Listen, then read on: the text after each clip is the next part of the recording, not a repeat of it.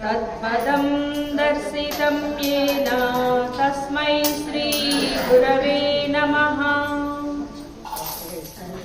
आपदामपहर्तारं दातारं सर्वसम्पदां लोकाभिरामं श्रीरामं भूयो भूयो नमाम्यहम्। नीलातुङ्गसनगिरितटी सुप्तमुद्बोध्य कृष्णम् पाराद्यं स्वं श्रुतिशतशिरसिद्धमध्यापयन्ति स्वोच्छिष्टायां सृजनिगलितं या बलात्कृत्य भुङ्क्ते गोदा तस्यै नमैदमिदं भूय एवास्तु भूयः। प्रिय भगवद्बन्धुलारा,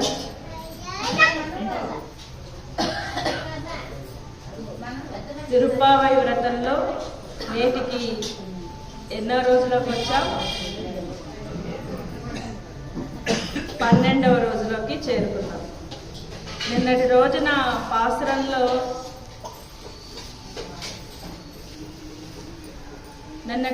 పాసురంలో మనకు ఒక మంచి ఆళ్వార్ని పరిచయం చేశారు. స్వధర్మమే ఏదైతే ఉందో, తనకు భగవంతుడు నిర్దేశించినటువంటి ధర్మం ఏదైతే ఉందో దానిని చేస్తూ ఆ కర్మ తాలూకు సంఘాన్ని అంటే ఫలితాన్ని ఆశించినటువంటి ఒక కర్మ సన్యాస యోగంలో ఉన్నటువంటి ఒక భక్తురాలు. ఆయనే ఎవరని చెప్పుకున్నాం నిన్నటి రోజు? తిరుమంగయ్యాళ్వారు. తిరుమంగయ్యాళ్వారు గురించి చెప్పుకున్నప్పుడు ఇక్కడ భరతుడు గురించి మనం చెప్పుకోవాలి. భరతుడు ఏంటయ్యా అంటే రామచంద్ర ప్రభువు పట్ల అమితమైనటువంటి ప్రేమ కలిగినటువంటి వాడు. మనకు లక్ష్మణుడు ఎల్లప్పుడూ తోడుగా ఉంటాడు చెప్పుకుంటాం, కానీ లక్ష్మణుడిని మించినటువంటి గౌరవ మర్యాదలు కలిగినటువంటి వాడు భరతుడు. ఎందుకయ్యా అంటే రామచంద్ర స్వామి అరణ్యానికి వనవాసానికి వెళ్ళేటప్పుడు భరతుడు వెళతాడు, చిత్రకూట పర్వతానికి దగ్గరికి వెళతాడు.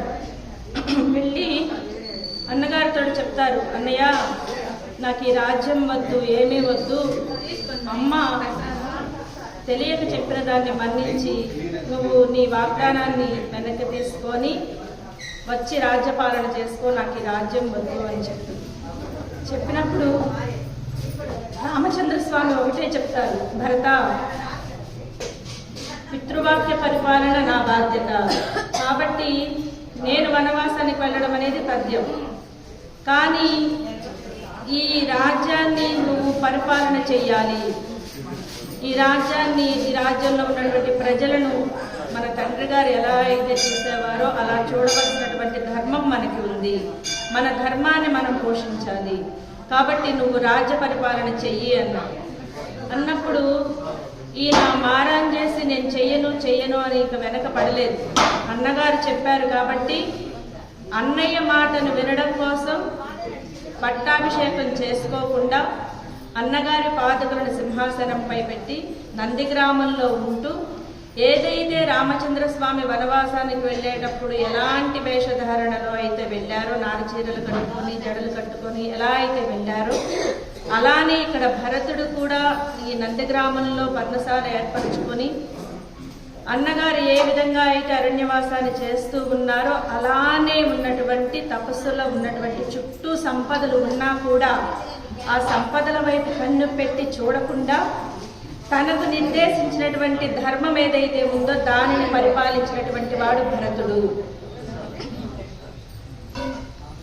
అలాంటి ఉత్తమమైనటువంటి తమ్ముడు ఈరోజు పాసురంలోకి వెళ్ళేసరికి మనకి నిన్న స్వధర్మాన్ని చెయ్యడమే ఉత్తమము అని భగవద్గీతలో కూడా చెప్పారు అని తెలుసుకున్నాం.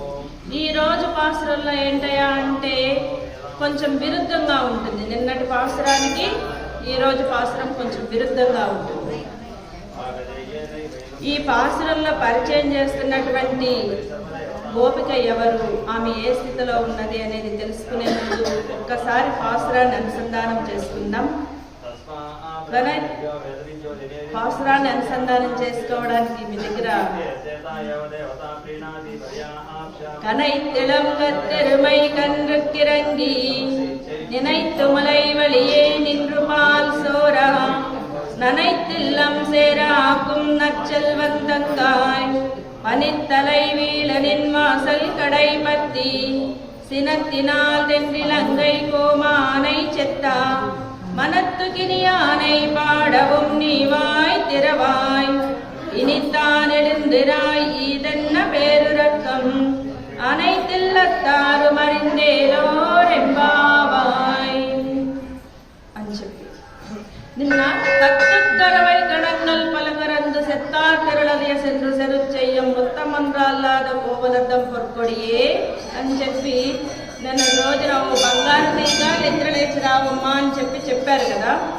ఈ రోజు పాసురంలో నిద్రలేపుతున్నటువంటి అమ్మాయిని ఎంత గొప్పగా పిలుస్తున్నారు అంటే, నిన్న పాసురంలో చాలా ఆవుల గోసంపద, అనేకంగా అసంఖ్యాకమైనటువంటి గోసంపద కలిగినటువంటి గోపాలర వంశంలో జన్మించిన దానా అన్నారు.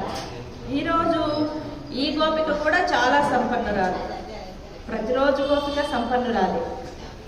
మనం చెప్పుకున్నాం మొదటి పాసులో సీర్మల్గు మాయి పాడి సెల్విచ్చరు మీరు కాదు, వీళ్ళంతా సంపద కలిగినటువంటి అమ్మాయిలు అని చెప్పి.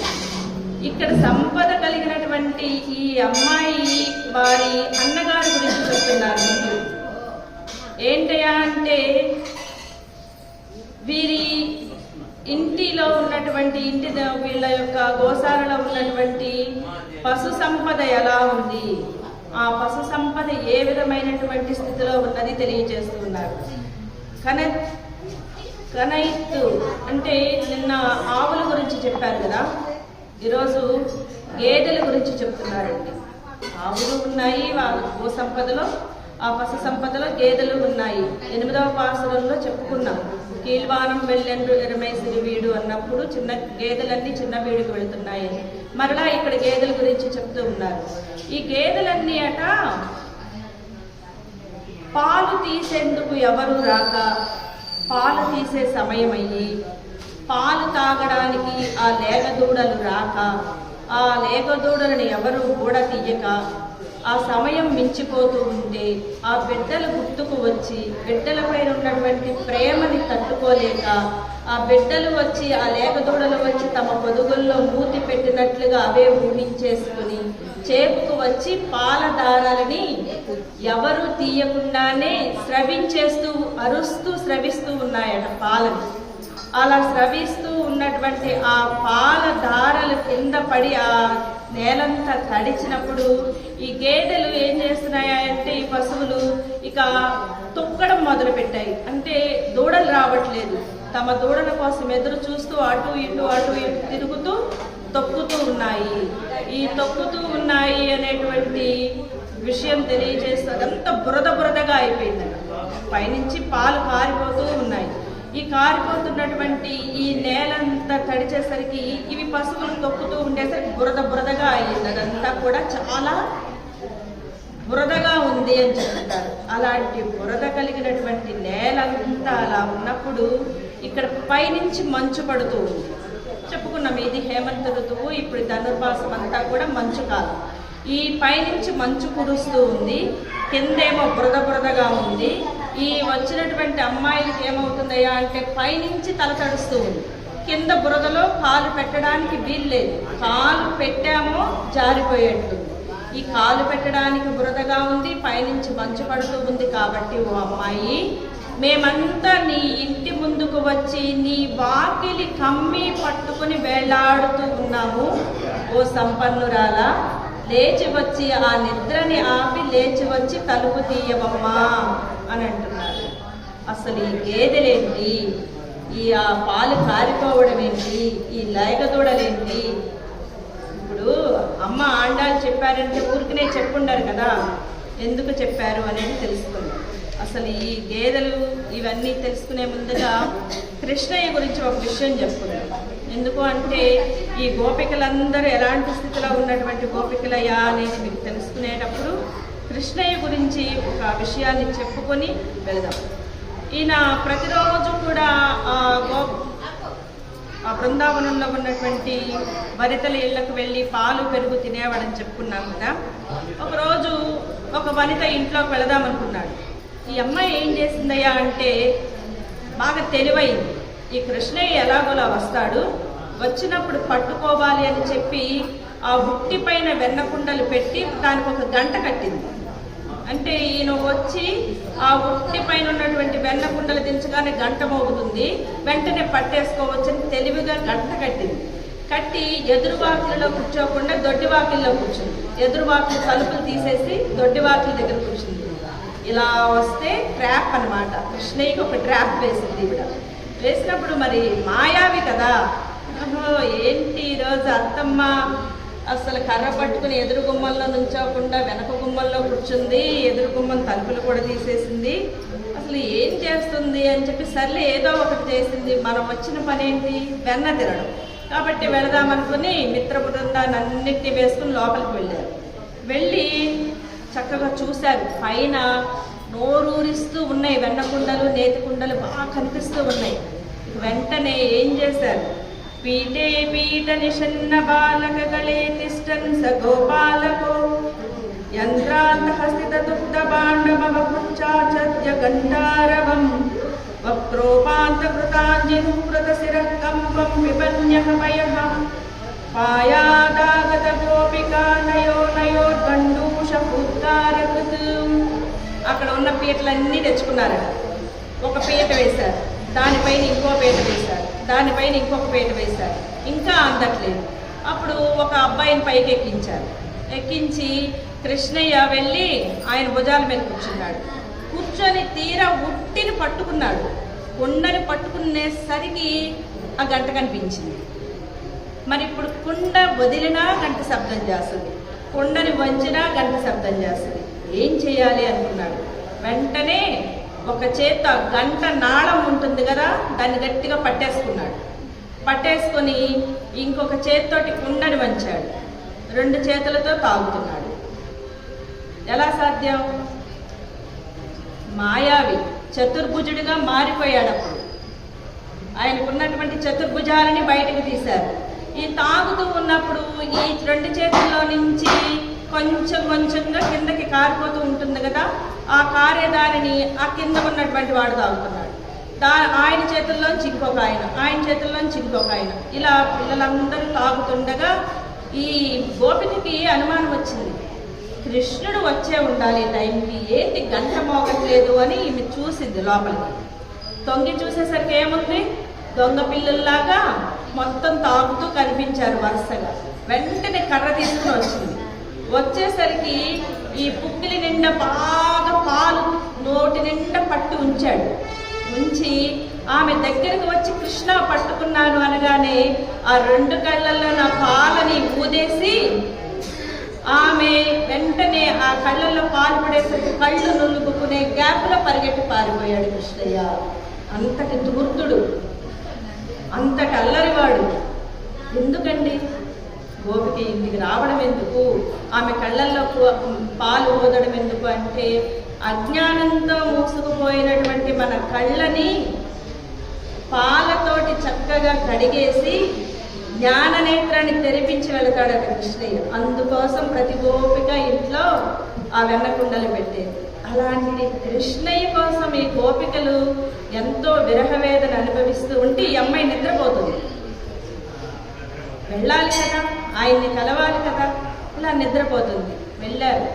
ఇంటికి వెళ్ళి, ఓ అమ్మాయి ఇంకా నిద్రపోతున్నావు, నువ్వు నిద్ర లేవాలి కదా, మీ కొట్టాల్లో ఉన్నటువంటి గేదెలు ఆ పాలని చేప ఆపుకోలేక అరుస్తూ బిడ్డలకై అరుస్తూ ఆ పాలని ధారలు ధారలుగా కార్చేస్తున్నాయి.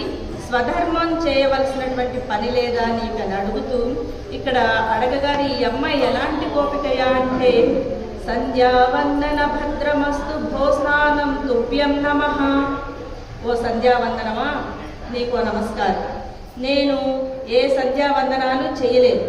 ఓ పితృదేవతలారా, మీకు తర్పణాలు ఇవ్వలేను. ఓ దేవతలందరూ రారా, ఓ సూర్యదేవుడా, ఓ భూదేవి, మీ అందరికీ కూడా ఒక నమస్కారం, నేను నమస్కారం పెట్టేస్తున్నాను. ఎందుకయ్యా అంటే నేను మీకు ఎవ్వరికి ఏ విధమైనటువంటి పూజలు కానీ క్రతువులు కానీ ఏం చేయలేదు, తర్పణాలు ఇవ్వడం కానీ ఏం చేయలేదు. ఎందుకంటారా? ఎందుకు అంటే ఆ శ్యామ సుందరుడైనటువంటి ఆ కృష్ణ నామాన్ని పలుకుంటూ ఏదో ఒక చోట కూర్చొని నా మనస్సుని, నేను నా ఆత్మకి ఆహారం పెట్టుకుంటాను, నాకు అది చాలు అంటున్నాడు. ఇక్కడ మీ అందరికీ ఒక సందేహం రావచ్చు, వస్తుంది కూడా. పని ఎగ్గొట్టాలంటే ముందు వస్తుంది మనకు. ఆచార్యులైనటువంటి వారు ఆచరిస్తూ వెనక ఉన్న వాడిని ఆచరింప చేయాలని నిర్ణయం కదండి మీరు చెప్పారు. యజ్ఞదాచరతి శ్రేష్ఠ తత్తదేవేతరో జనాహ అని శ్లోకం కూడా చదివారు. మరి ఎందుకు ఇప్పుడు దండం పెట్టుకుని ఊరుకోమంటున్నారు అంటే, ఇక్కడ ఉన్నటువంటి గోపిక ఎలాంటి గోపిక అంటే ఎలాంటి గోపిక కాదు.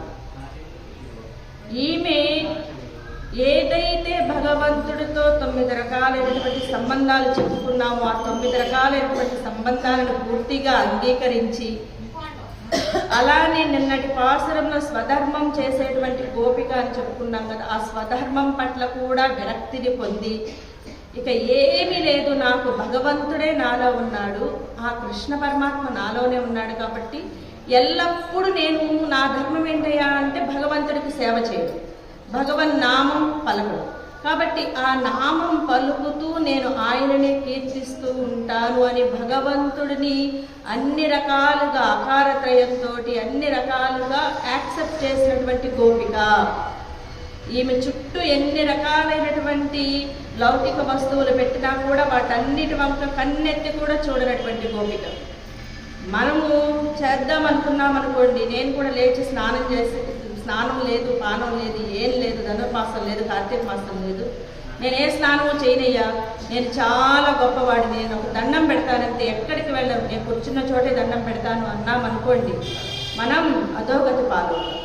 ఎందుకు అంటే మనకి అంతటి భగవత్ పారతంత్ర్యం కానీ, భగవద్ అనుభవం కానీ, భగవద్ జ్ఞానం కానీ, భగవంతుడిని మనలోకే తీసుకొని లౌకిక విషయాల పట్ల ఏ మాత్రము వ్యామోహం లేకపోవడం కానీ లేదు.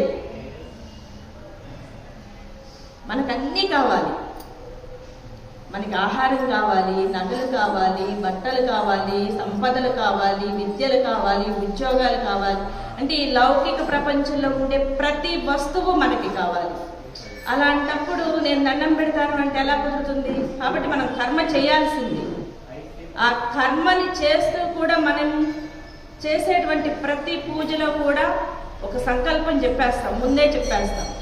ఏమని? మన మనసులో ఉన్న కోరికలు తీర్చమని. నేను ఈ పని మీద ఈ పూజ చేయించుతున్నాను అని చెప్పి, అంటే మనం ఒక ఫలితాన్ని ఆశించి ఆ క్రతువును చేస్తున్నాం కాబట్టి ఆ క్రతువు వరకే నీ పూజ ఫలితం ఉంటుంది. నువ్వు ఎప్పుడైతే భగవంతుడి కోసమే నేను ఇది చేస్తున్నాను, ఈరోజు ఇది నాకు భగవంతుడు ఇచ్చినటువంటి సేవ, ఈ సేవని ఆయన నా చేత చేయించుకుంటున్నాడు అని చెప్పి ఒక పాట కానీ, ఒక భజన కానీ, లేదు ఒక ప్రవచనం కానీ, ఒక హోమం కానీ, ఒక యజ్ఞం కానీ, ఒక దానం కానీ, ఏది చేసినా కూడా అది కరెక్ట్గా భగవంతుడికి వెళ్తుంది. అప్పుడు ఆయన కృప మనకి ఎల్లవేళలా ఉంటుంది అని చెప్పి ఇక్కడ ఈ గోపిక అలాంటి స్థితిలో ఉన్నటువంటి గోపిక. మనం ఎప్పుడు కూడా 4 విషయాలను మర్చిపోకూడదు. యజ్ఞం చేయడం, దానం చేయడం, తపస్సు చేయడం, కర్మ చేయడం అనేది. యజ్ఞము అంటే ఋత్విక్కులు వీళ్ళందరూ కూర్చొని ఈ చేసేటువంటి యజ్ఞమే యజ్ఞం కాదు. ఈ ధనుర్మాసంలో 4 రోజులు నేను ఒక పాట పాడాలి అనుకుంది ఒక ఆమె, అది ఆమె చేసేటువంటి యజ్ఞం. 4 రోజులు నేను ప్రసాదానికి ఇవ్వాలి అనుకున్నాడు ఒక ఆయన, అది ఆయన చేసే యజ్ఞం. 4 రోజులు నేను గుడి చుట్టూ ప్రదక్షిణలు చేయాలి అనుకున్నారు, అది వాళ్ళు చేసే యజ్ఞం. అంటే ఒక పనిని ఎన్ని అడ్డంకులు వచ్చినా కూడా ఆపకుండా నువ్వు చేసుకుంటూ పోతే అది యజ్ఞం, అదే తపస్సు, అదే దానం. నువ్వు ఏది ఎలా ఇస్తావు అనేది భగవంతుడికి ఒక దాని పట్ల ఫలితాన్ని ఆశించకుండా చేయాలి. అలాంటి గోపిక ఇక్కడ ఉన్నటువంటి గోపిక. అందుకనే కృష్ణయ్యకి అంత ఇష్టం అన్నమాట. ఈమె ఏం చేయక్కర్లేదు, ఒక నమస్కారం చేసినా కూడా కృష్ణ ఈమెతోనే ఉంటాడు. మరి ఈ గేదెలు అరుస్తూ ఉన్నాయి, పాలు కారిపోతూ ఉన్నాయి అని చెప్పారు కదా. ఈ గేదెలు ఏంటయ్యా అంటే ఆచార్యులు భగవద్ జ్ఞానాన్ని సంపూర్ణంగా వాళ్ళు అర్థం చేసుకొని శిష్యులు ఎప్పుడు వస్తారా, వాళ్ళకి ఎప్పుడు బోధించుదామా అనేటువంటి త్వరలో ఉన్నప్పుడు ఈ శిష్యులు ఈ లౌకిక బంధాలతో కట్టేస్తున్నారు. మనమంతా ఈ ఒక ఘాటికి కట్టేస్తాం, ఒక కర్రకి కట్టేస్తున్నాం, మనమంతా ఒక తాడుతో కట్టేస్తున్నాం. మనల్ని వదిలితేనే కదా ఆచార్యుడి దగ్గరికి వెళ్ళేది. ఆచార్యుడేమో అక్కడ ఉండి ఎదురు చూస్తూ ఉన్నారు. ఈమె వస్తే నేను ఈ జ్ఞానాన్ని ఇవ్వాలి, ఈ భక్తుడు వస్తే నేను ఈ జ్ఞానాన్ని ఇవ్వాలి అని చెప్పి శిష్యుల కోసం ఆచార్యులు ఎదురు చూస్తూ ఉన్నారు. వాళ్ళు శిష్యులు రాకపోయినా కూడా అయ్యో వచ్చేసారేమో అనేటువంటి త్వరని ఆపుకోలేక తమ జ్ఞానాన్ని కురిపించేస్తూ ఉన్నారు. ఆ కురిపించేస్తూ ఉంటే మరి ఈ ఘాట కట్టినటువంటి దూడని ఎవరో ఒకళ్ళు కూడా తీయాలి కదా. ఎవరు కూడా తీస్తారు? కూడా తీస్తేనే కదా భగవంతుడి దగ్గరికి వచ్చే, ఆచార్యుడి దగ్గరికి వచ్చేది. అది ఇక్కడ అమ్మ అయినటువంటి లక్ష్మీదేవి ఆచార్యుడిగా, ఒక ఆచార్యుడు ఇంకొక భక్తుడు వచ్చి కూడా తీస్తేనే అవుతుంది. భక్తులందరిలోకి భగవంతుడికి ప్రథమ భక్తురాలు ఎవరయ్యా అంటే అమ్మ లక్ష్మీదేవి. అలానే ఇక్కడ ఎవరైనా సరే వచ్చి ఆ ఘాటం ఉన్నటువంటి దూడను కూడా తీస్తే ఇవి ఆచార్యుల వద్దకు వచ్చినప్పుడు అక్కడ వారి యొక్క ఉపదేశాలు వినగలుగుతారు. ఉపదేశాలు విన్నప్పుడు ఏమవుతుందండి, వారిలో భగవద్ అభిముఖంగా తిరగాలి అనేటువంటి కోరిక కలుగుతుంది. ఈ హృదయం బాగా పొడిబారిపోయింది. ఈ పొడిబారిపోయినటువంటి హృదయాన్ని ఆచార్యుడి దగ్గరికి వెళ్ళాం, ఒక మంత్రం తీసుకున్నాం, ఆయన చెప్పేటువంటి ఉపదేశాలు వింటూ ఉన్నాం, ప్రవచనాలు వింటూ ఉన్నాం, శాస్త్రాలు వింటూ ఉన్నాం. వినగా వినగా ఏమవుతుందయ్యా అంటే ఈ హృదయం బీడు మారిపోయింది కదా. ఈ బీడు మారిపోయినటువంటి హృదయం పైన ఆ పలుకులు చక్కగా వర్షంలాగా కురుస్తాయి అన్నమాట. ఆ కురిసినటువంటి దానితోటి హృదయం ఆర్ద్రమవుతుంది. ఎప్పుడైతే మన హృదయం తడి అవుతుందో అప్పుడు భగవంతుణ్ణి దర్శించగలం. భగవంతుడికి అభిముఖంగా తిరిగి ఆయనకి నమస్కారం చేసిన తర్వాత అరే ఇవాళ ఈయన కథ వినాలి, శ్రవణం. కొన్ని రోజులు విన్న తర్వాత నామం పలకాలి, కీర్తనం. కొన్ని రోజులు చేసిన తర్వాత స్మరించాలి ఆయన్నే నామం చేస్తూ ఉండాలి. కొన్ని రోజులకి ఆయనకి దాస్యం చేయాలి, ఏదో ఒకటి చెయ్యాలి అని చెప్పి ఆయనకి మాలలు కట్టుకురావడం, ప్రసాదాలు చేయించుకురావడం, ఏదో ఆయన చూడగానే ఒక హారం చేయించాలి అనిపించడం, అంటే ఒక దాస్యంలో వెళ్ళిపోయి వందనం, అర్చనం, ఈ దాస్యం ఇవన్నీ అయ్యాక ఆయనతో ఏం ఏర్పడుతుందో తెలుసా, మనకి మిత్రత్వం వస్తుందండి. ఎంతటి తెలియని వ్యక్తినైనా కొన్నాళ్ళు పరిచయం చేసుకుని తిరిగిన తర్వాత ఆయనతోటి మనకు స్నేహం వచ్చేది, బాగా దగ్గరతనం వస్తుంది. దగ్గరతనం వచ్చినప్పుడు భగవంతుడిని కూడా కమాండ్ చేయగలుగుతాడు భక్తుడు. కదలకుండా కూర్చోవయ్యా, నామం పెడుతుంటే ఎందుకు అటు ఇటు కదులుతావు, స్నానం చేయించుతూ చింతపండుతో చక్కగా రుద్దుతూ ఉన్నారు. ధనుర్మాసానికి ఈ గ్రామోత్సవానికి వెళ్ళడానికి స్వామివారి పెరుమాళి యొక్క విగ్రహాలు ఆయన సరిగా రుద్దించుకోవట్లేదు. ఏమంటారు, చనువు ఎక్కువయ్యి ఈయన అసలు సరిగా స్నానం చేయించుకోవట్లేదండి, మా అమ్మ చూడండి ఎంత బాగా చేయించుకుంటుందో అని చెప్పి మనం స్వామివారికి చేయించేటప్పుడు అంటూ ఉంటారు కదా. అంటే మనకి భగవంతుడు అక్కడ ఒక ఎవరికి కనిపించినటువంటి ఒక శక్తిలాగా అనిపించడు, మనలో ఉన్నటువంటి మనతో తిరిగేటువంటి ఒక మిత్రుడిలాగా అనిపిస్తాడు. ఆ స్నేహం కుదరాలి భగవంతుడితో. ఆ స్నేహం వచ్చాక ఇక ఆయన్ని అసలు వదలలేము. ఆయన్ని మనం వదిలినా కూడా ఆయన మనల్ని వదలడు. ఇక్కడ ఉన్నటువంటి గోపాలుడు, ఈ గోపిక ఎవరైతే ఉన్నారో వాళ్ళ అన్నయ్య అలాంటి గోపాలుడు అన్నమాట. ఈయనకి ఇంత సంపద ఉంది, గో సంపద, కానీ వాటి జోలికే వెళ్ళడట సుధాముడు. ఎప్పుడు కృష్ణయ్య తన ఎడమ చేతిని ఆ సుధాముడి భుజంపై వేసి ఈ కుడి చేతితోటి శంఖాన్నో మురళినో పట్టుకొని ఆ గోవులను తోలుకుని అడవికి వెళ్ళిపోతూ ఉంటాడు. ఇక ఇది ఎక్కడికి వెళ్ళినా కూడా కృష్ణయ్యకి ఈ పక్కనే ఉండాలన్నమాట ఈ సుధాముడు. ఈ సుధాముడు కూడా కృష్ణుడితోటి ఉండడమే తనకు ధర్మం. కృష్ణుడితోటి తిరుగుతూ ఆయన చెప్పే మాటలు వింటూ ఆయనకు సేవలు చేస్తూ, ఆ తిరిగేటప్పుడు దాహం వేస్తే మంచినీళ్ళు ఇస్తూ, చెమట పడితే వింజామరం ఇస్తూ ఆయన సేవలే చేయాలి. కానీ ఇంట్లో తనకంటూ నిర్దేశించినటువంటి ఈ గో సంపద ఇదంతా కూడా ఆయన పట్టించుకునేవాడు కదట. అంతటి గొప్ప మిత్రుడు సుధాముడు. అలాంటి వాడి చెల్లెలు కదా ఈమె. మరి ఈమె కూడా ఎలా ఉంటుంది, అన్న ఎలా ఉంటాడో చెల్లెలు అలానే ఉంటుంది. కాబట్టి అన్నయ్యని చూస్తూ పెరిగింది కాబట్టి పిల్లలు చూడండి, మొదటి పిల్లవాడిని తల్లి కష్టపడుతుంది పెంచడానికి, అదుపులో పెట్టడానికి. రెండో పిల్లలు ఆటోమేటిక్గా పెద్దవాడిని చూస్తూ పెరిగేస్తారు. వాళ్ళు అసలు ఎలా పెరిగారో కూడా వాళ్ళకి తెలియదు. ఏ ఇంట్లో అయినా మొదటి బిడ్డ తర్వాత పుట్టేటువంటి పిల్లల్ని అడిగితే అసలు వాళ్ళ బాల్యం తల్లికి కూడా తెలియకుండా అయిపోతుంది. ఎందుకంటే అన్నతో పాటే తిరుగుతూ ఉంటుంది ఈమె కూడా. అన్న ఎక్కడికి వెళ్తే అక్కడికి వెళ్తుంది, ఏది ఆడితే అది ఆడుతుంది, ఏది టీవీలో పెడితే అదే చూస్తుంది, ఆయన ఏది తింటుంటే అదే తింటుంది. ఒక్కొక్కసారి అన్నగారి బట్టలే ఈమెకు వేస్తూ ఉంటారు. అంటే అన్నను పోలే ఉంటుంది, ఎప్పుడు అన్నతోటే ఉంటుంది చెల్లెలు. అలాంటి చెల్లెలు కదా. కృష్ణ సంపద ఎక్కువగా ఉంది ఈమెలో. అన్నయ్యకి కృష్ణుడు ఎంతటి మిత్రుడో ఈమెకు కూడా పరమ సఖుడు అన్నమాట. కాబట్టి ఎంతటి లక్ష్మీవాన్. లక్ష్మణుడు లక్ష్మీవాన్ అని అంటారు. లక్ష్మణుడికి ఉన్నటువంటి సంపద ఏంటండి? రాజ్యం తీసుకున్నాడా? తీసుకోలేదు. పోనీ రాజ్యంలో ఉండే ఉన్న సుఖ సంపదలు అనుభవించాడా? లేదు. అప్పుడే పెళ్లి తీసుకున్నాడు. భార్య ఊర్మిళతో ఏమైనా ఉన్నాడా? అది లేదు. అన్నగారితోటి వెళ్ళిపోయాడు.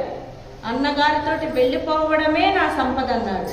భరతుడికి నువ్వు రాజ్యం చెయ్యని ఆజ్ఞ ఇచ్చాడు. ఈ లక్ష్మణుడు కూడా లక్ష్మణ నువ్వు వద్దు, ఊర్మిళతో కూడి భరతుడికి సహాయంగా ఇక్కడే ఉండని చెప్పారు. కానీ నాకు ప్రపంచం నువ్వే, నీ సేవ చెయ్యడమే నాకు ఆనందం, నిన్ను విడిచి ఒక్క క్షణం ఉండే ప్రసక్తే లేదు అన్నా అన్నాడు. నీకు వదినమ్మకి సేవ చేసుకోవడమే నా ధర్మం, ఆ ధర్మాన్ని తప్పి నేను ఉండలేను, నువ్వు ఎక్కడ ఉంటే అక్కడికి వచ్చేస్తాను అన్నాడు లక్ష్మణుడు. ఏ విధమైనటువంటి భోగాలని కోరుకోలేదు. ఆయన రామలక్ష్మణులిద్దరూ సీతారాములిద్దరూ ఆ రాత్రిళ్ళు పర్ణశాలలో కూర్చొని ఏదో మాటలు చెప్పుకుంటూ ఉంటే వాళ్ళిద్దరికీ బయట కూర్చొని కావలి కాశాడు, కానీ కంటి మీద నిద్ర కూడా పోనటువంటి పరమ భక్తుడు అన్నమాట. ఈ 14 సంవత్సరాలలో ఆయన ఆహారాన్ని కానీ లేదు, నిద్ర కానీ స్వీకరించినటువంటి పరమ భక్తుడు.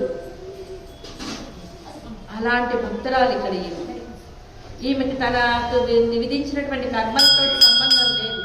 ఆ కృష్ణ నామాన్ని చేస్తూ కృష్ణుడిని తలవడమే ఈమెకున్నటువంటి ఏకైక ధర్మం. ఈ ఆచార్యులు ఎప్పుడైతే తమ యొక్క అనుగ్రహాన్ని శిష్యులకి ఇవ్వాలి అని చూస్తూ ఉంటారో, ఇక్కడ గేదె అంటే మనకి సంస్కృతంలో మహిషి అని అర్థం. మహిషి అంటే అమ్మవారు శ్రీ మహాలక్ష్మి. దేవదేవ దివ్య మహిషి అని చదువుతాం కదా. ఓం భగవన్నారాయణ విమతానురూప స్వరూప రూప రుణ విభవ ఐశ్వర్యశీలాది అనవధికాతిశయ అని చెప్పేటప్పుడు దేవదేవ దివ్య మహిషి అని చెప్తారు కదా. అమ్మ ఇక్కడ మనకి పరిచయం చేస్తూ ఉన్నారు. మనం ఎప్పుడైనా సరే భగవంతుడిని డైరెక్ట్గా వెళ్ళి దండం పెట్టేసుకోకూడదు. ఇది ఎన్నోసార్లు చెప్తూ ఉంటాం, కానీ మనం మళ్ళీ మర్చిపోతూనే ఉంటారు. డైరెక్ట్గా వెళ్ళిపోయి స్వామివారి దర్శనం ఎప్పుడు చేసుకోకూడదు. మనకి 16వ వాసనంలో వస్తుంది మళ్ళీ నాయనేంద్ర నంద గోపరుడయ్య కోయిల్ కాప అనే దగ్గర వస్తుంది మళ్ళీ. అయినా ఇప్పుడు మరలా చెప్తున్నాం, భగవంతుడి దగ్గరికి వెళ్ళేటప్పుడు మనం ఆచరించాల్సిన నియమాలు కొన్ని ఉంటాయి. వాటిల్లో ముఖ్యంగా ఏంటంటే ముందుగా అమ్మకి నమస్కారం చేసుకోవాలి. ఆమె ఎక్కడ ఉన్నా సరే, శివాలయానికి వెళ్ళినా విష్ణాలయానికి వెళ్ళినా ముందుగా అమ్మకి నమస్కారం చేసుకోవాలి. బిడ్డకి ఎవరండి ముఖ్యం? బిడ్డకి ఎవరు? ఇంటికి రాగానే నాన్న ఎదురు కనిపిస్తారు, కానీ బిడ్డలు ఎవరిని అడుగుతారు? నానా అమ్మేది అమ్మేది అంటారు. ఫోన్ చేసినా కూడా నానా అమ్మేది ఏంటో నాకు చెప్పురా అంటే అమ్మకు చెప్తాను, అమ్మ మీకు చెప్తుందిలేండి. ఎందుకు అంటే అమ్మ ద్వారా తండ్రి వింటే ఆ పని కంప్లీట్గా అవుతుంది. డైరెక్ట్ తండ్రికి చెప్తే ఎప్పటికీ ఆ పని అవ్వదు అని వాళ్ళకి తెలుసు. అమ్మకి చెప్తే అమ్మ మంచిగా తండ్రికి చెప్తుంది అని. ఇక్కడ మహిషి అని చెప్పి ఈ గేదెల శబ్దాన్ని ఉపయోగించడంలో ఈమె ఏంటయ్యా అంటే భగవంతుడికి ఆచార్యుడికి మధ్యన ఒక వారధిగా ఉండి ఈ శిష్యులని ఆచార్యుల దగ్గరికి పంపిస్తుంది. ఈ శిష్యులు ఆచార్యుల దగ్గరికి వెళ్ళిన తర్వాత ఆచార్యులు ఏం చేస్తారయ్యా అంటే భగవంతుడిని పరిచయం చేస్తారు. ఒకసారి భగవంతుడిని పరిచయం చేశాక ఈ హృదయం ఆర్ద్రమయ్యాక అందులో భగవద్ అనుభవమే ఉంటుంది, కానీ వేరేది ఏమీ ఉండదన్నమాట. ఈ భగవద్ అనుభవము ప్లస్ పైనుంచి మంచు పడుతుంది అని చెప్పుకున్నాం. ఈ మంచు ఏంటి? కింద ఈ తడి చెప్పుకున్నాం భగవద్ అనుభవం. పైన మంచు ఏంటయ్యా అంటే ఇక్కడ ఆచార్యులు ప్రజెంట్ ఉండి తమ భాషణాలను వినిపించడానికి సిద్ధంగా ఉన్నారు. పూర్వాచార్యులు ఆళ్వార్లు, ఇప్పుడు మనం ఆళ్వార్ల గురించి చెప్పుకుంటున్నాం. ఇక్కడ ఆళ్వార్లు ఎవ్వరు కూడా లేరు కదా. మనం మంత్రోపదేశం చేసుకున్న గురువులు ఉంటారు, లేదంటే మనకి చెప్పేటువంటి గురువులు ఉంటారు. కానీ ఈ గురు పరంపరకి పూర్వాచార్యులు కొందరు ఉంటారు కదా, వీరికి గురువులు గురువులు గురువులు వాళ్ళు ఆళ్వార్లు పైనుంచి తమ యొక్క దివ్యమైనటువంటి అనుగ్రహాన్ని కురిపిస్తూ ఉంటారట. నువ్వు ఎప్పుడైతే భగవంతుడి వైపు తిరిగావో అప్పుడు ఈ కింద ఉన్నటువంటి గురువులు, పైన ఉన్నటువంటి ఆచార్యులు, ఆళ్వార్లు వాళ్ళు తమ యొక్క దివ్యమైనటువంటి అనుగ్రహాన్ని అలా కురిపిస్తూ ఉంటారు. పైనుంచి మంచు పడుతుంది, కింద బురదగా ఉంది. వీళ్ళంతా 8 సంవత్సరాల చిన్నపిల్లలు. ఇప్పుడు ఎలా నడవాలి? కాలు పెడితే జారిపోతాం. భగవద్ అనుభవము అనేది ఒంటరిగా అనుభవించకూడదు, సమూహంగా అనుభవించాలి అని మొదటి నుంచి చెప్పుకుంటున్నాం. ఇక్కడ ఇప్పుడు ఈ అనుభవాన్ని, ఈ అనుగ్రహాన్ని రెండింటినీ మనము భరించాలి అంటే, మన మానసిక స్థితి భరించాలి అంటే దానికి ఒక మనకి ఇంట్లో ఏదైనా ఎలక్ట్రిక్ వస్తువుల్ని, ఫ్రిడ్జ్ కానీ ఏసీ కానీ కొన్ని విలువైన వస్తువులు బిగించేటప్పుడు స్టెబిలైజర్ పెడతారు. ఈ స్టెబిలైజర్ ఏం చేస్తుంది అంటే ఎక్కువ లోడ్ వచ్చినప్పుడు తగ్గించుతుంది, తక్కువ లోడ్ వచ్చినప్పుడు కరెక్ట్గా పంపిస్తుంది. అంటే దాన్ని న్యూట్రల్ చేసి కరెక్ట్గా ఆ వస్తువు పనిచేసేలా చేస్తుంది. మన బాడీ ఒక ఫ్రిడ్జ్ అయినప్పుడు ఇక్కడ ఎక్కువ వచ్చేటువంటి వోల్టేజ్ ఏదైతే ఉందో పైనుంచి పూర్వాచార్యులు ఆళ్వార్ల యొక్క అనుగ్రహము, కింద భగవద్ అనుభవము, గురువుల ఉపదేశాలు ఎక్కువైపోయినప్పుడు ఏమవుతుందంటే బుర్రకి చిత్తచాంచల్యం వస్తుంది, అర్థం చేసుకోలేము, ఒక స్థితిలోకి ఉండలేము, మనకి ఏది ఏంటి అనేది తెలియదు. దానికి వీళ్ళు ఈ జారిపోకుండా కమ్మి పట్టుకున్నాం, నీ ఇంటికి వచ్చి నీ ద్వారకు కమ్మి పట్టుకున్నాం అంటున్నారు కదా, ఆ కమ్మియే అష్టాక్షరి మంత్రం. ఒక గురువు దగ్గర అష్టాక్షరి మంత్రాన్ని తీసుకున్నప్పుడు ఆ ద్వారానికి 4 చెక్కలు ఉంటాయి కదా, ఈ ఇటుపక్కది అటుపక్కది ఓం నారాయణాయ అయినప్పుడు పైన చెక్క నహ, కింద చెక్క మా, ఓం నమః. ఈ పైన చెక్కలు పట్టుకున్నాము అని చెప్తూ ఉన్నారు కదా. ఈ ఓం నమో నారాయణాయ అనే అష్టాక్షరి మంత్రాన్ని మనం ఉపదేశం పొందినప్పుడు ఏమవుతుందంటే మనకి అసలు ఏం అర్థం కావట్లేదు, మన మానసిక స్థితి చాలా గందరగోళంగా ఉంది. అష్టాక్షరి జపం చేసుకో, నీ మానసిక స్థితిని, నీ శారీరక స్థితిని, నీ ఆధ్యాత్మిక స్థితిని అన్నిటినీ కూడా కంట్రోల్ చేస్తుంది. ఆది భౌతికంగా మనకి కొన్ని రకాలైనటువంటి తాపాలు ఉంటాయి, భౌతికమైనటువంటి తాపాలు, దైవికమైనటువంటి తాపాలు. వీటన్నిటినీ కూడా న్యూట్రల్ చేస్తుంది అనమాట. మనల్ని ఒక సక్రమమైనటువంటి మార్గంలో భగవంతుడి దగ్గరికి ఎలా వెళ్ళాలి అనేటువంటి మార్గాన్ని సూచిస్తుంది. ఎలా పడితే అలా పిచ్చి పిచ్చిగా ఇప్పుడు యూట్యూబ్లోను వాటిల్లోనూ మనము ఒక పూజ, ఒక అమావాస్య వచ్చింది అంటే, ఒక పౌర్ణమి వచ్చింది అంటే, ఏమైనా విశేషాలు వచ్చాయి అంటే పర్వదినాలప్పుడు ఇక అందరూ పెట్టేస్తూ ఉంటారు. ఈరోజు ఇలా చేయండి, ఈరోజు ఇలా చేయండి, దీపాలు పెట్టండి, ఈ ప్రసాదాలు వండండి, ఈ రంగు బట్టలు వేసుకోండి, అవి ధరించండి, ఇవి ధరించండి, మీకు అది ఇది ఒకళ్ళు చెప్పేదానికి ఇంకోళ్ళు చెప్పేదానికి పొంతన ఉండదు. అప్పుడు మన మనస్సు గందరగోళానికి గురవుతుంది. అదే నీకు ఒక గురువు ద్వారా ఉపదేశం పొందినవు అనుకోండి, నీ గురువు ఏది చెప్పారో అదే నువ్వు ఫాలో అవుతావు, అన్యమైన వాటిని మనసులోకి తీసుకోవు. అవును కదా. ఎక్కడ మనము ఎవరిని ఆచరించాలో దాన్నే ఆచరిస్తూ ఉంటాము. అందరూ చెప్పేవి నమ్మాలి అన్నటువంటి పరిస్థితి మనకి ఉండదు. అంటే మనము అలాంటి స్థితిలోకి వెళ్ళిపోకుండా ఇక్కడ అష్టాక్షరి మంత్రాన్ని మనకి చెప్తూ ఉన్నారనమాట. ఈ అమ్మాయి ఒక ఆచార్యుడు అయినప్పుడు వీళ్ళ ఆ అనుభవంలో కొట్టుకుపోకుండా కాపాడేటువంటి అమ్మాయి ఈ అమ్మాయి బయటకు వచ్చింది అనుకోండి, ఈ బురదలో నుంచి ఆ మంచులో నుంచి చక్కగా తీసుకొని ఈ ప్రవాహంలో వీరందరూ కొట్టుకుపోకుండా వాళ్ళ చెయ్యి కలిపి కృష్ణయ్య దగ్గరికి తీసుకువెళ్ళగలరు. అందుకోసం అడుగుతూ ఉన్నారు. ఈ నమః అనేది ఏంటయ్యా అంటే, నా అంటే నాది కాదు, నేను చేసేటువంటి ఏ పని నాది కాదు. అది చెడ్డది కానివ్వండి, మంచిది కానివ్వండి, పుణ్యాన్ని ఇవ్వనివ్వండి, పాపాన్ని ఇవ్వనివ్వండి, సుఖాన్ని ఇవ్వనివ్వండి, దుఃఖాన్ని ఇవ్వనివ్వండి, ఏది కూడా నాది కాదు. ఇది పరమాత్మ నాలో ఉండి నా చేత చేయించుతున్నాడు కాబట్టి దీని తాలూకు ఫలితం మాత్రం నాది కాదయ్యా కృష్ణయ్య, ఇదంతా నీదే. ఇప్పుడు ఈ ప్రవచనంలో ఎన్ని తప్పులు వచ్చినా ఎన్ని ఒప్పులు వచ్చినా కూడా ఏదో నేను చెప్తున్నాను నీ అనుగ్రహంతో, కానీ దీనివల్ల వచ్చేటువంటి ఫలితం ఏది నాది కాదు అనుకున్నప్పుడే మళ్ళా రేపటి రోజున చెప్పగలుగుతాం.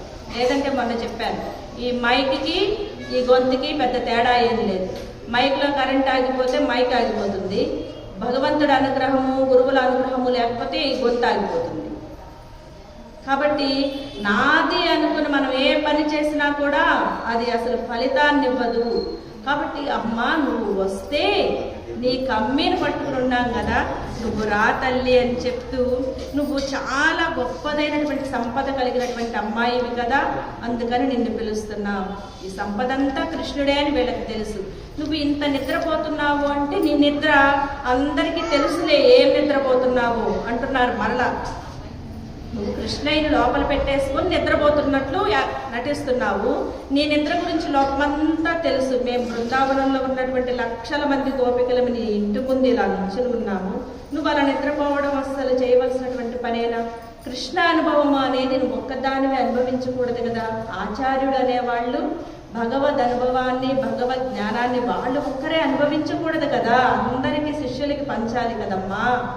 కాబట్టి ఓ తల్లి నువ్వు వచ్చి తలుపు తీస్తే చక్కగా మనం కృష్ణుని కీర్తిద్దామంటే ఈ రోజున ఏం చేస్తున్నారంటే రండి, ఈ అమ్మాయిలు కృష్ణుని కీర్తించట్లేదండి, రామచంద్ర స్వామిని కీర్తిస్తున్నారు. దక్షిణ దిక్కున ఉన్నటువంటి రావణాసురుడిని సంహారం చేసినటువంటి రామచంద్ర స్వామిని కీర్తించుతున్నాము. రామనామం నీకు వినిపించట్లేదా? రాముడు ఎలాంటి వాడయ్యా అంటే కోపం లేనటువంటి వాడు, చిత్తక్రోధ. ఆయనకు అసలు ఎప్పుడు కోపం రాదు. రావణాసురుడి సంహారం చేయడానికి యుద్ధం చేయడానికి వెళ్ళినప్పుడు కూడా ఆయన కోపాన్ని తెచ్చిపెట్టుకున్నారే కానీ కోపంతో యుద్ధం చేయలేదు. ఆయన రావణాసురుడి దగ్గర శస్త్రాలు లేనప్పుడు మరలా శస్త్రాలు తీసుకుని రేపు ఉదయం రా యుద్ధం చేద్దాము అన్నారు కానీ దొరికిందే సందని చెప్పి ఆయన సంహారం చేయలేదు. కానీ ఆయనకు కూడా కోపం వచ్చిందట ఒకసారి. ఎప్పుడు? ఆంజనేయుడు రామలక్ష్మణుని ఇద్దరిని భుజాల మీద పెట్టుకొని యుద్ధరంగంలోకి వెళ్ళారు. వెళ్ళినప్పుడు ఈ రావణాసురుడు ఈ రాముడిని ఎంత కొట్టినా కూడా అసలు కించిత్ కూడా చలించట్లేదు, కోపం రావట్లేదు. ఈ రాముడికి కోపం వచ్చేదాన్ని మనం చెయ్యాలి అని చెప్పి ఆంజనేయుడి మీద బాణాలు వేయడం మొదలు పెట్టారట. ఎప్పుడైతే ఆంజనేయుడి మీద బాణాలు వేయడం మొదలు పెట్టారో ఈయన యొక్క చర్మానికి ఆ బాణాలు, ఈ వంటికి బాణాలు గుచ్చుకొని అది రక్తం స్రవిస్తూ ఎర్రటి మోదుగ వృక్షంలా కనిపించారట ఆంజనేయుడు.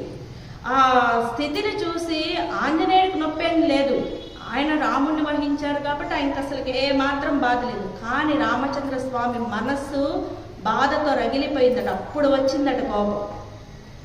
అరరే, పుట్టిన దగ్గర నుంచి ఎవ్వరి చేత దెబ్బ తినకుండా గాయపడకుండా ఎంతో గారంగా పెరిగినటువంటి వాక్చాతుర్యం కలిగినటువంటి వాడు, ఎక్కడ ఎప్పుడు ఎలా మాట్లాడో తెలిసినటువంటి పండితుడైనటువంటి వాడు, నవవ్యాకరణ పండితుడైనటువంటి వాడు, సూర్యుడి యొక్క శిష్యుడు, శివాంశ సంభూతుడు అయినటువంటి నా హనుమన్ గాయపరుస్తాడా? సూర్యమండలానికి కూడా తనంతట తానుగా వెళ్ళి పడ్డాడు కానీ ఆయన ఎవరు గాయపరచలేదు కదా. అలాంటి హనుమని, ఎంత గొప్ప వ్యక్తిత్వం కలిగినటువంటి హనుమని గాయపరుస్తాడా అని చెప్పి అప్పుడు వచ్చిందట రామచంద్ర స్వామికి కోపం. అలా ఉంటుంది భగవంతుడికి. భగవంతుడికి తనకంటూ ప్రత్యేకించి విరోధులు ఎవ్వరు ఉండరు. భక్తుల యొక్క విరోధులే భగవంతుడి విరోధులు. నిన్న చెప్పుకున్నాం, భక్తులకి కొత్తగా విరోధులు ఎవరు ఉండరు, భగవంతుడికి ఎవరు విరోధులైతే భక్తులకి వాళ్లే అని. ఈరోజు పాసురంలో ఏంటయ్యా అంటే భగవంతుడికి కొత్త విరోధులు ఎవరు ఉండరు, భక్తులను ఎవరైతే హింసిస్తారో వారే భగవంతుడికి విరోధులు అని చెప్పి. అలా ఈరోజు రామనామం చేస్తున్నా కూడా లేచి రావేంటమ్మా? ఆ రాముడు ఎలాంటి వాడు? భార్య ఏదైతే సీతమ్మ తల్లి ఉన్నదో ఆమెను రావణాసురుడు తీసుకువెళితే ఎంతో దుఃఖాన్ని అనుభవించినటువంటి వాడు. మరి ఈ కృష్ణుడు గోపికల్ని ఏడిపించడమే పని. లేచిన దగ్గర నుంచి అయితే బృందావనంలో ఏడిపించేవాడు, లేదంటే యమునా తీరాన్ని ఏడిపించేవాడు. ఎప్పుడూ కూడా వస్త్రాలు అపహరించడము, నవనీతం చోరీ చేయడము, ఏదో ఒకటి గోపికలను ఏడిపించేటువంటి వాడు కృష్ణుడు. కానీ రాముడు అలాంటి వాడు కాదు.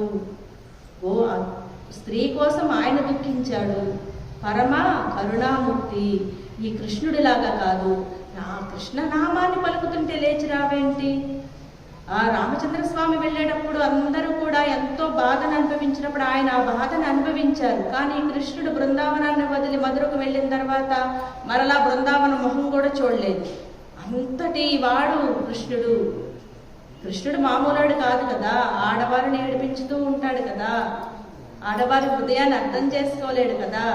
కానీ రామచంద్రస్వామి మహిళ యొక్క హృదయాన్ని అర్థం చేసుకున్నటువంటి వాడు, భక్తుల యొక్క హృదయాన్ని అర్థం చేసుకున్నటువంటి వాడు. ఓ అమ్మా, నువ్వు లేచిరా అని చెప్పి కృష్ణుణ్ణి కొంచెం వ్యంగ్యంగా మాట్లాడుతూ రామచంద్రస్వామిని కీర్తిస్తూ ఉన్నారు. అలా ఆయన రామనామం ఈ లోపల ఉన్నటువంటి గోపికకి చాలా ఇష్టం అన్నమాట. ఆ రామనామం వినైనా వస్తుందేమో అని చెప్పి. ఈ ప్రియా భగవద్బంధువులారా, నేటి రోజున రామనామాన్ని విశేషంగా ఈ గోపికలు ఎందుకు చెప్తూ ఉన్నారు అంటే, ఈ రోజు మనం చెప్పుకునేటువంటి ఆళ్వార్ కులశేఖర ఆళ్వార్. ఈ కులశేఖర ఆళ్వార్ ఒక మహారాజు, క్షత్రియుడు. ఈయన ధర్మం ఏంటి? రాజ్యపాలన చెయ్యాలి, శత్రువులను శిక్షించాలి, ప్రజలను రక్షించాలి. కానీ ఈయన లేచిన దగ్గర నుంచి ఏం చేసేవాడంటే, ఈయన రాజ్యభారాన్ని అంతా మంత్రుల పైన పడేసి భాగవత కథా కాలక్షేపం చేసేవాడు. ఎప్పుడు భాగవతులు, ఆ భాగవత కథా కాలక్షేపం. ఈయన ఎప్పుడు కూడా హరికథలు చెప్పించుకుంటూ చక్కగా దానిలోనే కాలం వెళ్ళబుచ్చుతూ ఉండేవాడు. ఆయన మంత్రులు చాలా మంచివాళ్ళు, ఈయన మోసం చేయకుండా చక్కగా రాజ్యం చేసేవాడు. అయితే ఈయనకి శ్రీరంగం వెళ్ళాలని మంచి కోరిక అన్నమాట. ప్రతిసారి శ్రీరంగం వెళ్ళడానికి సిద్ధమయ్యేవారు, అన్ని సిద్ధం చేసుకుని శ్రీరంగం వెళ్ళాలని సిద్ధమైపోయేవారు.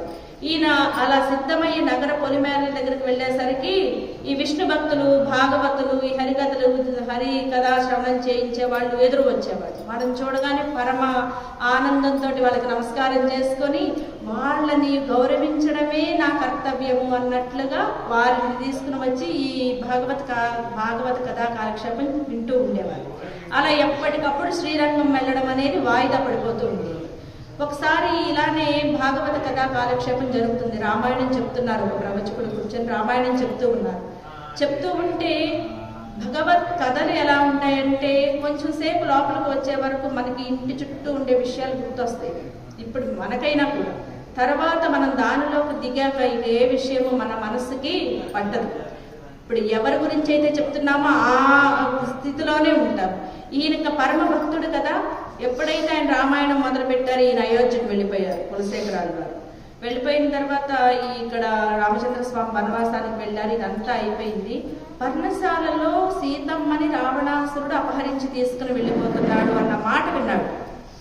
వినగానే వెంటనే మంత్రుల్ని కత్తులు, డాళ్ళు అన్ని సిద్ధం చేసుకోండి, మనం సీతమ్మ తల్లిని తీసుకురావాలి, ఆ రావణాసురుడిని ఇప్పుడు సంహారం చేయాలి అని చెప్పి దక్షిణ దిక్కున ఉన్నటువంటి ఆ సముద్రాన్ని దగ్గరికి నడుచుకుంటూ వెళ్ళిపోతున్నారు.